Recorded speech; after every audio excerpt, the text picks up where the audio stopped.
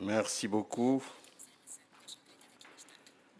Permettez-moi, mesdames et messieurs, avant de commencer, de remercier le professeur Nishiyama Noriyuki de l'Université de Kyoto, qui m'a permis, en m'invitant à son université, d'être aujourd'hui parmi vous, ainsi que la Société japonaise pour la promotion des sciences, qui a favorisé cette invitation. La littérature maghrébine de langue française est, dans son essence même, une littérature interculturelle, dans la mesure où elle exprime, avec des mots de France, comme dit le poète sénégalais Birago Diop, une culture certes influencée par la culture française, mais qui en est très différente, mêlant ainsi deux cultures diverses et créant entre elles un pont qui les relie. Il est évident en effet que l'univers qu'évoque cette littérature est l'univers culturel arabo-berbéro-maghrébin, caractérisé par les traditions maghrébines et la religion musulmane, même dans les œuvres anticonformistes ou subversives qui remettent en question cette culture ou critiquent cette religion. Le terreau imaginaire de cette littérature, y compris dans les textes des écrivains de la diaspora installés en Europe, est habité par la géographie, l'histoire, la société maghrébine. Plus encore, les œuvres francophones produites par cette littérature sont en profondeur marquées par la langue maternelle des écrivains. On reconnaît dans les textes de Keteb Yassine, Salah Garmedi, Driss Raibi ou même Albert Memmi des mots, des expressions figurées, des proverbes venus tout droit de l'arabe dialectal, traduits, transposés en français ou adaptés à la langue française. L'originalité de cette littérature, dans le cadre général de la littérature francophone, provient souvent de cette présence discrète ou marquée selon les écrivains du substrat linguistique arabe, sans parler du substrat culturel maghrébin. Le mariage ainsi réalisé dans les œuvres de cette littérature entre deux langues et deux cultures, dans des œuvres qui mettent en scène l'espace maghrébin ou l'espace européen, ou en même temps ces deux espaces, place d'emblée ces œuvres dans des configurations et des situations interculturelles qui répondent à la diversité des pays maghrébins, profondément enracinés dans leur culture autochtone, mais très ouverts par le fait de leur histoire et de leur actualité sur la culture des pays du Nord, en particulier la culture française, à laquelle ces écrivains empruntent sa langue. Se produit ainsi dans ces œuvres une synergie qui enrichit en même temps la littérature des pays du Maghreb et la littérature française et francophone. Il est clair que les œuvres francophones maghrébines, quoiqu'écrites en français, sont différentes des œuvres françaises dans la mesure où elles situent leurs propos, qu'il s'agisse de poèmes, de romans, de nouvelles ou de pièces de théâtre, en terre maghrébine. Et même quand l'espace qu'elles investissent est européen, leurs personnages, leurs préoccupations, leurs problématiques sont maghrébins. Seul un tout petit nombre d'œuvres a tenu à rompre avec cette caractéristique générale et s'est situé dans un univers neutre, marqué par son caractère universel, ou dans d'autres paysages et d'autres thèmes que les paysages et les thèmes maghrébins. C'est le cas, par exemple, de certains romans du second volet de la carrière de l'Algérien Mohamed Dib, comme Le Sommeil d'Ève, dont l'inspiration, délaissant le Maghreb et l'Europe méditerranéenne, s'envole vers les pays nordiques. Je parlerai ici de la majorité des œuvres francophones maghrébines dont le terroir est le terroir maghrébin, habité par les traditions populaires de cette région du monde et par la culture arabo-berbéro-musulmane et l'islam, ou la religion juive pour les écrivains issus de la communauté judéo-maghrébine, comme Albert Memmi ou Edmond Amran El-Mellah. Toutes ces œuvres sont implantées dans ce terroir maghrébin qui en constitue l'espace et le sujet. Même les œuvres les plus subversives, celles qui remettent en question telle ou telle de ses composantes, dénoncent son archaïsme, sa dominante patriarcale, ou s'en prennent à la toute-puissance de ses religions. Des œuvres exotiques du début du siècle ou du milieu du siècle, écrites pour dresser face à la colonisation acculturante la culture autochtone, dans une sorte de plaidoyer pro-domo, visant pour l'essentiel les lecteurs étrangers, comme La Grande Maison de Mohamed Dib, Le Fils du Pauvre de Mouloud Feraoun, La Boîte à merveilles de Ahmed Sefrioui, aux œuvres construites sur le contact et la synergie des cultures, comme Talismano ou Fantasia d'Abdelwaheb Medeb, ou les romans de Rachid Boujedra, ou ceux de Tahar Ben Jelloun, en passant par les œuvres militantes qui sont centrées sur le choc des cultures et mettent en scène le conflit politique, comme Nejma de Ketb Yassine, La statue de sel d'Albert Memmi ou Le passé simple de Driss Shraibi.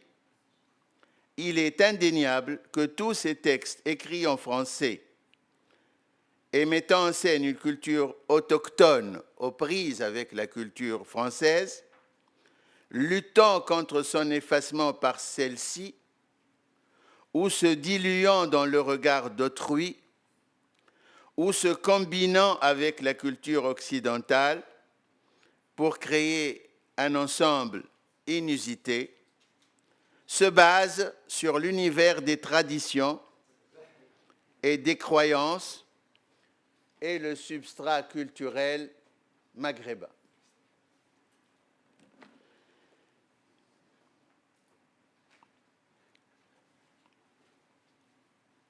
Nejma de Ketb Yassine, femme convoitée par 4 cousins qui laissent qui son bonheur, qui sa raison, qui sa liberté dans leur quête de cet être évanescent, est comparée à l'ogresse des contes maghrébins, dévoratrice et cruelle.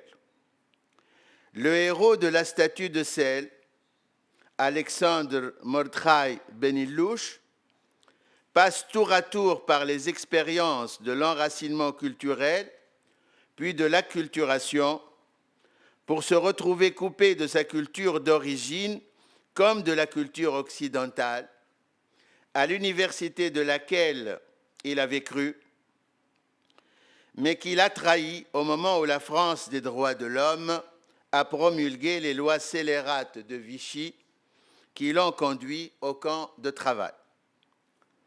Le passé simple de Shraibi, violente diatribe contre la culture locale, perçue comme basée sur l'écrasement de l'individu au profit de la collectivité, qui s'en prend même à une religion perçue comme favorisant la soumission, le fatalisme et le paternalisme castrateur, demeure une œuvre qui baigne dans le paysage urbain marocain et rend parfaitement compte de la vie quotidienne du Marocain à une certaine époque.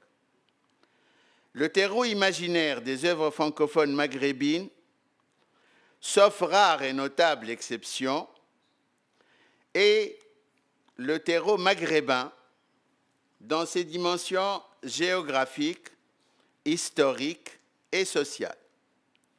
La plupart des œuvres se situent en terre maghrébine, à la ville, comme la statue de sel ou le passé simple, à la campagne, comme le Fils du pauvre, voire dans le Sahara, comme un après-midi dans le désert du Tunisien Mostafa Tlili. La mer, Méditerranée ou océan Atlantique, y est fortement présente. La profondeur historique du Maghreb, terre plusieurs fois millénaire, aussi. Elissa ou la reine vagabonde de Fawzi Maleh remonte à la fondation de Carthage sur la côte tunisienne par cette reine phénicienne, Elissa. Constantine, Elissa au Didon, Constantine, Annaba, le Nador poussent leurs racines jusque dans l'Antiquité, dans Nejma de Keteb Yassin. Les faits sociaux, les traditions, les clivages, les conflits propres aux sociétés maghrébines nourrissent en profondeur leur littérature francophone. Je me contenterai de deux traits significatifs que j'avais mis en évidence dans des recherches antérieures, notamment pour l'œuvre de l'Algérien Keteb Yassin. La prégnance sur ces sociétés de la religion, visible dans la présence massive du mot Allah, Dieu, dans le langage courant, langage traduit dans les œuvres francophones, ainsi que la prédominance de l'idée de virilité et presque de son culte, tout aussi notoire dans les très nombreuses occurrences du mot « homme » au sens de mâle, le wir latin. Tout seul, le mot « Allah » peut exprimer le regret, l'affliction, dans un raccourci d'expression d'origine religieuse où on se réfugie auprès de Dieu, où on invoque sa clémence ou sa protection. Tout s'est passé en un clin d'œil. Les gendarmes sont encore là-bas. Allah. Mais Keteb Yassin renforce malicieusement cette signification en flanquant le mot Allah dès la réplique suivante de l'interjection française « hélas », qui exprime le même sentiment, mais qui phonétiquement est proche parente du mot arabe « Allah ». Allah, hélas. Malice aussi probablement, mais d'un tout autre ordre, dans l'évocation des saints dressés vers Dieu de Nejma. Car ici, c'est l'arabe maghrébin qui est responsable de l'alliance saugrenue des termes. Le mot Dieu y est en effet synonyme de hauteur, parfois sans aucune signification transcendantale. C'est ce que dit admirablement cette phrase relatant l'enfance de Rachid. Le mot Dieu lui-même reposait avec les balles égarées sur le toit. Inversement, il est des contextes où le même mot sacralise les réalités les plus banales auxquelles il s'associe. Le pain est le don de Dieu. C'est le pain du bon Dieu. Et Rachid, sombrant dans l'opium et le renoncement, évoque une malédiction de Dieu. Le Dieu plein de miséricorde, selon qu'il a dit ou n'a pas dit ceci ou cela, ne réglemente pas seulement la vie du Maghrébin, il habite son langage. Évidemment, le démon n'est pas loin non plus. Et il prend, quand il apparaît, la forme du désir sexuel lorsqu'il visite un personnage féminin ou masculin. Quant au mot « homme », il signifie, plus qu'un sexe, une éthique, un ensemble de valeurs partagées par la communauté maghrébine, du petit Lakhdar, défiant Mustapha d'oser faire une farce à l'institutrice, « t'es pas un homme », au sens de « t'es pas un homme si tu ne le fais pas », au souteneur, compagnon de cellule de Rachid, « c'est moi, petit Jo, si tu connais les hommes », aux 4 manœuvres, étrangement agressifs, devant ce qu'il considère comme un manquement à cette éthique inviolable. Je cite, « Et connaissant toute l'histoire, ce qui s'appelle un homme rachète le couteau sans penser à nous le rendre et il vient nous narguer avec. En passant par l'Ella Fatma, offusqué devant l'irresponsabilité du père de Lakhdar, non, Sidi Ahmed n'était pas un homme. Le sous-officier français, qui n'a jamais frappé un prisonnier, a été un homme, selon le témoignage de Lakhdar. A contrario, lorsque Mourad fait allusion au déboire de Mustapha, celui-ci bondit, « Te voilà en train de jacasser, pire qu'une femme », tant il est vrai que cette éthique de la virilité a pour pendant une certaine misogynie. Ainsi, le contenu social et thématique des œuvres écrites en français est marqué par la maghrébinité et situe donc ces œuvres dans une relation interculturelle. Les œuvres mariant les cultures et fécondant l'une par l'autre. Mais ce qui marque encore plus ce rapport interculturel est l'usage de la langue maternelle arabe dans le texte français, qui se réalise grâce à la traduction, attestée ou non en tant que telle, les œuvres francophones subissant volontairement l'influence des structures, des mots et des locutions arabes. Je parle ici de l'arabe dialectal maghrébin, langue maternelle des écrivains, et non de l'arabe classique, langue savante, apprise à l'école, et que certains écrivains des premières générations, particulièrement en Algérie, ne connaissaient même pas, puisqu'elle n'était pas enseignée à l'école coloniale où ils avaient été formés. Je prendrai mes exemples cette fois dans la littérature tunisienne, afin de montrer que nous trouvons les mêmes caractéristiques dans la littérature francophone des 3 pays du Maghreb, Algérie, Maroc et Tunisie. Je ne parlerai pas uniquement du vocabulaire qui pousse certains écrivains à flanquer leurs œuvres d'un petit lexique des mots arabes ou à y introduire des notes explicatives des mots locaux employés dans leurs textes, mais également des entorses faites à la syntaxe française ou encore du remplacement des locutions et expressions lexicalisées du français par d'autres, traduites à partir de l'arabe maternel, l'arabe tunisien pour les écrivains tunisiens francophones. Une partie des trouvailles littéraires, des bonheurs d'expression de tel ou tel écrivain découle de la pratique de la traduction dans le corps du texte.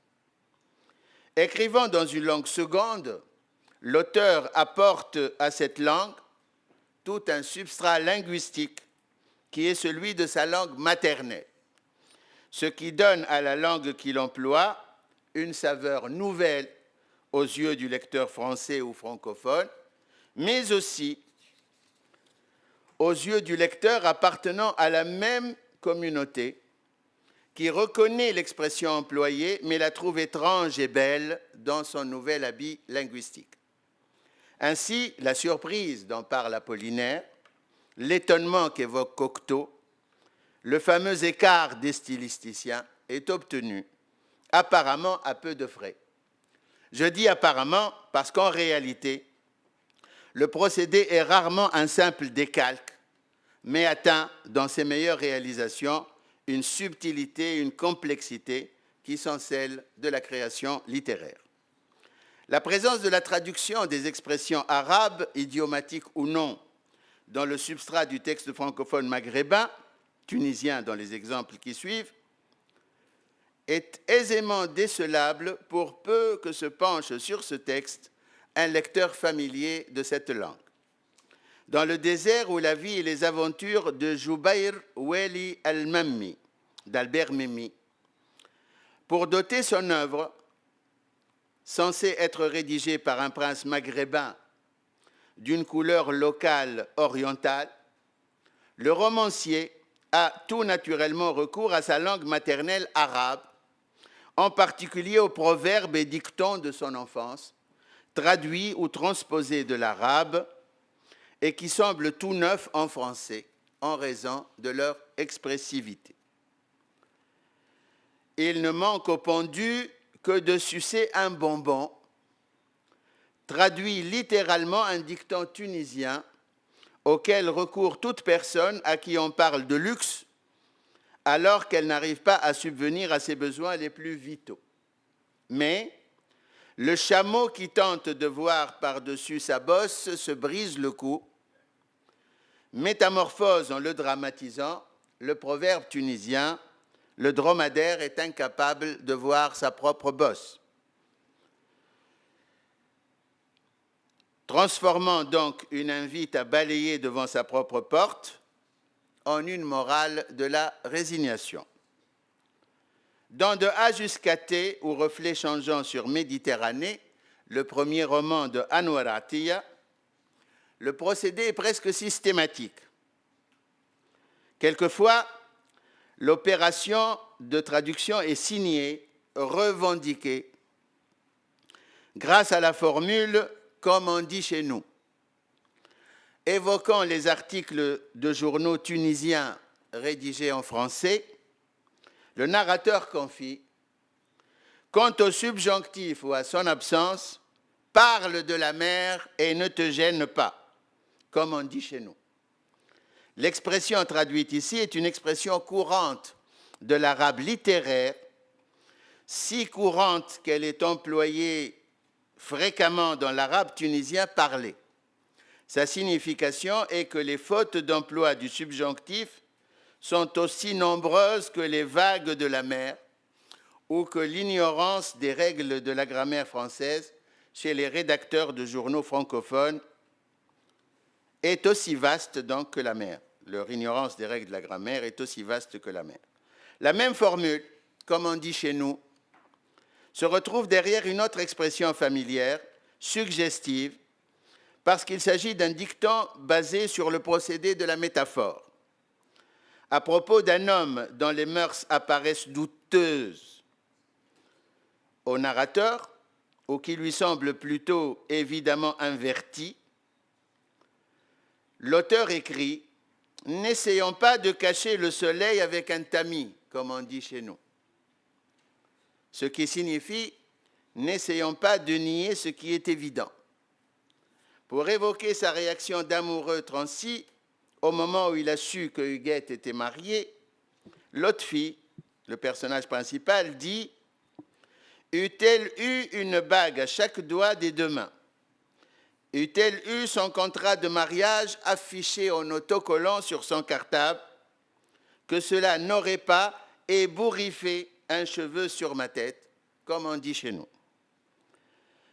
Cette dernière expression, traduite de l'arabe, est équivalente de la locution française « cela ne me fait ni chaud ni froid ». Ailleurs, nous trouverons une autre variante de la même attestation formelle, « mais le vent ne souffle pas au gré des bateaux », comme dit ce fameux vers arabe. Il s'agit là d'un vers du poète arabe classique Al-Mutanabbi, cité ici parce que, devenu proverbial, il a été intégré à la langue dialectale en raison de sa clarté expressive. Il signifie « on ne parvient pas toujours à faire ce dont on a envie ». Les guillemets, comme l'usage de l'expression « comme on dit chez nous », attestent une forme non élaborée de l'usage de l'intertextualité et dont la finalité est de créer la couleur locale et de chercher, grâce à la traduction, à doter le texte de la saveur du cru. Il s'agit en somme d'un simple emprunt n'impliquant pas plus qu'une recherche de l'expressivité ou de l'originalité expressive. C'est lorsqu'il abandonne les amarres qui apprivoisent l'expression arabe en la référant à son code d'origine que l'écrivain entre dans le domaine de la poésie, c'est-à-dire dans celui de la véritable création. Je pensais à Leïla, une fête pour rien de précis, pour le plaisir. Une hafla, prétexte à Nasba. Franco-arabisais-je témérairement, sentant que la formule rendait mieux compte de ma pensée. Jette-moi la première pierre si linguistiquement tu te trouves, cher ami, plus arabe que moi ou plus français.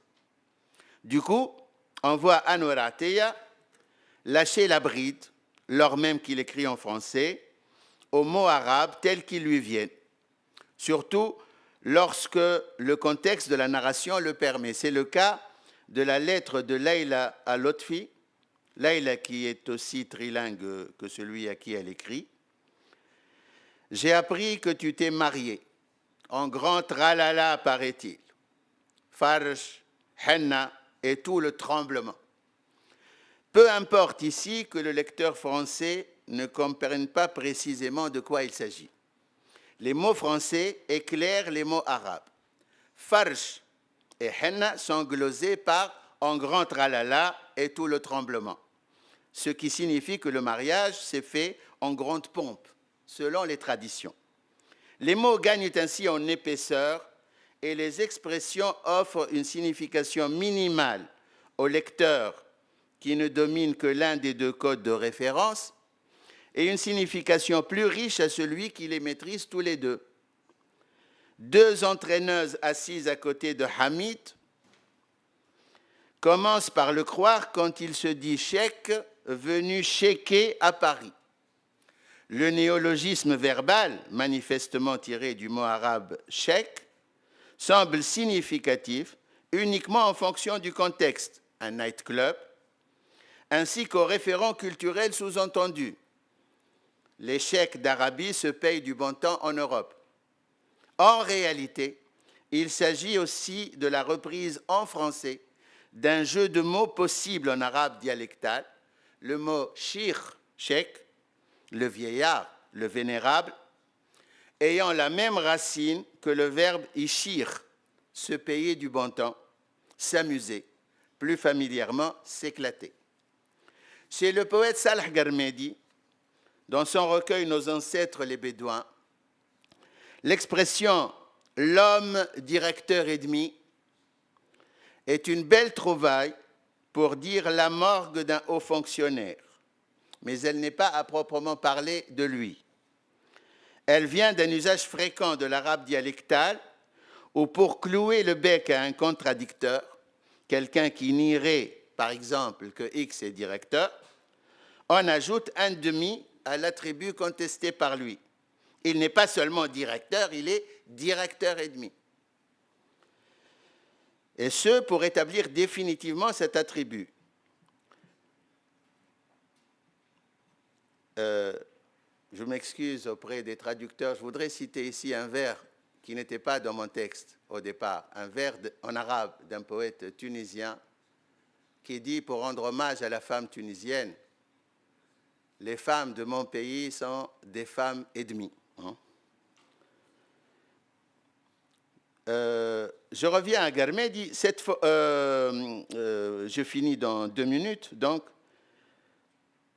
l'une des plus belles trouvailles de Garmedi est la métaphore « les dattes de lumière » qui dit l'éclat et la transparence des fruits de l'arbre du désert le palmier dattier.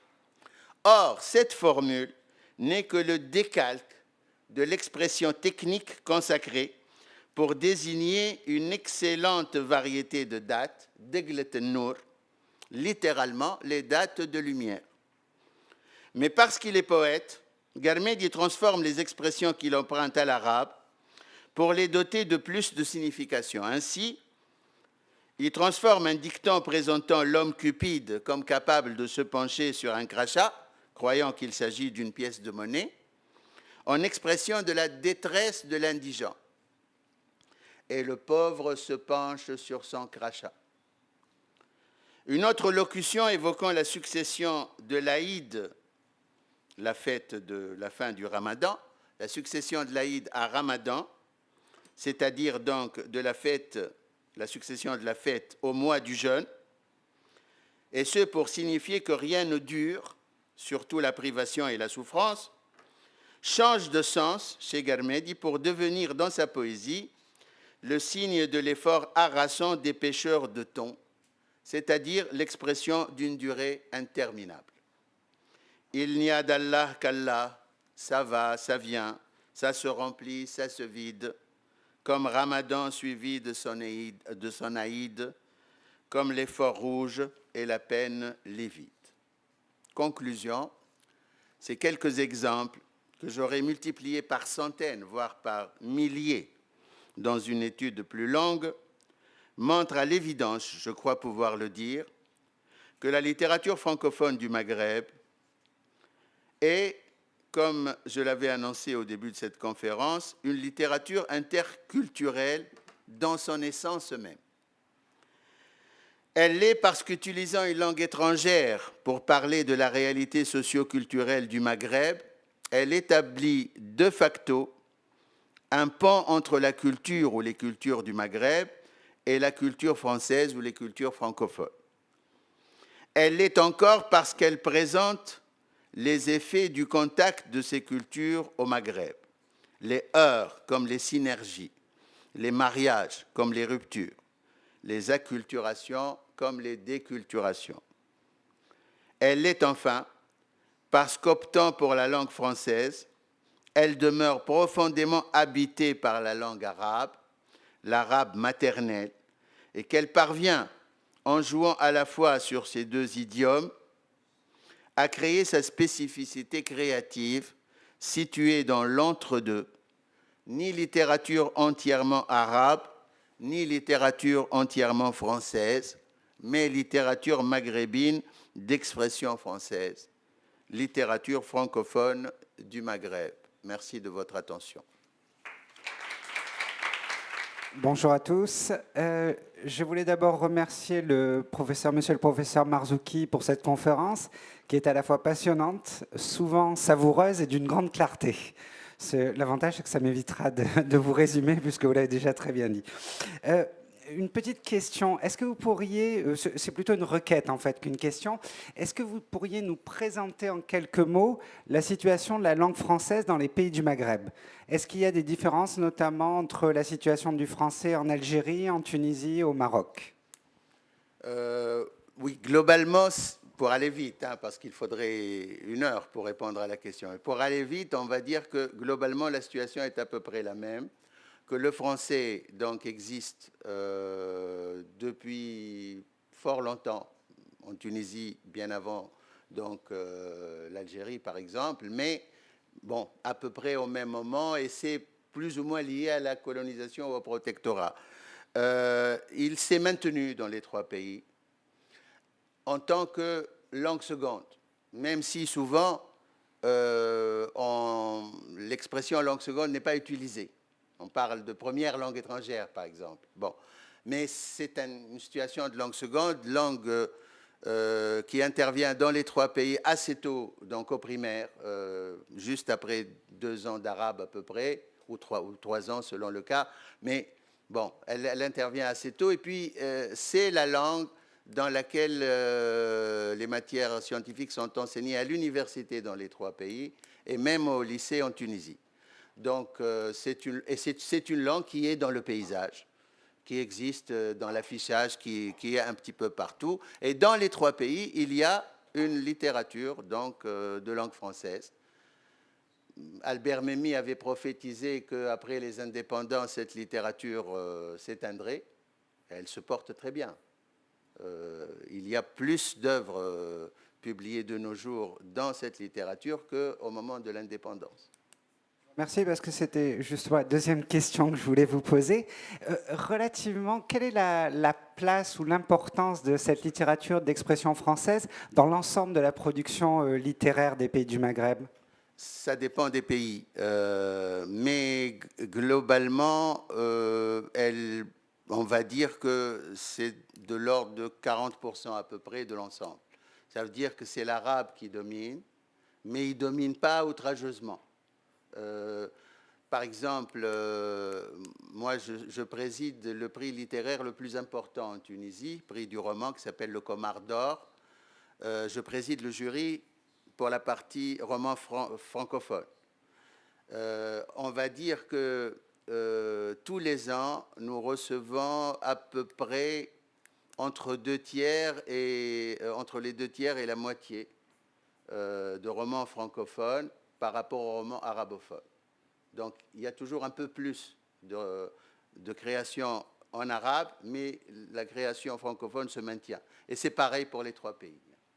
Il ne faut pas oublier non plus qu'il y a la presse, il y a parfois des télévisions francophones, etc., etc. Ça veut dire que l'environnement existe, l'environnement francophone existe. Alors, j'ai une question aussi un peu plus personnelle, on va dire. Vous êtes vous-même écrivain et poète. Oui. Vous êtes trop modeste pour vous citer vous-même dans votre conférence. Mais j'aimerais savoir si vous pouvez nous parler un petit peu de votre expérience justement en tant qu'écrivain ou en tant que poète vis-à-vis des 2 langues, vis-à-vis de l'arabe et du français. Bon, moi, je suis écrivain bilingue, hein, c'est-à-dire que j'écris autant en arabe qu'en français. J'ai commencé par écrire en arabe parce que je suis d'une famille exclusivement arabophone. J'ai appris le français à l'école. Et mon père était un grand écrivain tunisien. Je vivais donc dans un milieu arabophone et j'ai commencé à écrire très très tôt. J'ai d'abord été connu d'ailleurs comme écrivain arabophone. Mais disons, déjà à l'adolescence, j'écrivais en français. Et par la suite, c'est le français qui a dominé ma production. Donc j'ai surtout écrit en français et je suis devenu connu comme écrivain francophone. Donc je ne suis pas le seul cas. Beaucoup de Tunisiens sont comme ça. C'est beaucoup plus net en Tunisie, par exemple, qu'en Algérie. Ça existe un peu au Maroc, ça existe beaucoup en Tunisie, les écrivains qui écrivent dans les 2 langues. En tant qu'universitaire, par exemple, ça n'a rien à voir avec la création, mais les articles, les livres que j'ai produits, bon, c'est surtout en français parce que c'est ma spécialité, mais le premier livre que j'ai écrit, académique, je l'ai écrit en arabe. Je l'ai écrit en arabe parce que c'était une commande mais ça concernait, il s'agissait de vulgariser les notions de la narratologie. Donc j'ai utilisé ma compétence, disons, en français pour vulgariser ces notions-là. Et je suis traducteur également, donc j'ai traduit notamment un livre de mon père, une somme énorme, parce que mon père était ethnographe. Il avait travaillé sur les Bédouins. Il a fait une somme de 500 pages sur les Bédouins que j'ai traduite en français. Donc, je suis ce que Coste, vous avez cité Coste tout à l'heure, une sorte de passeur culturel, quoi. Quelqu'un qui fonctionne tout le temps entre les 2 rives. C'est les 2 rives de la Méditerranée. Moi, je suis apollinarien, j'ai fait ma thèse doctorat d'État sur Apollinaire. Et Apollinaire parle du flâneur des 2 rives, mais c'est les 2 rives de la Seine. Pour moi, c'est un peu plus vaste. C'est la Méditerranée. Merci beaucoup pour cette conférence. Merci à vous.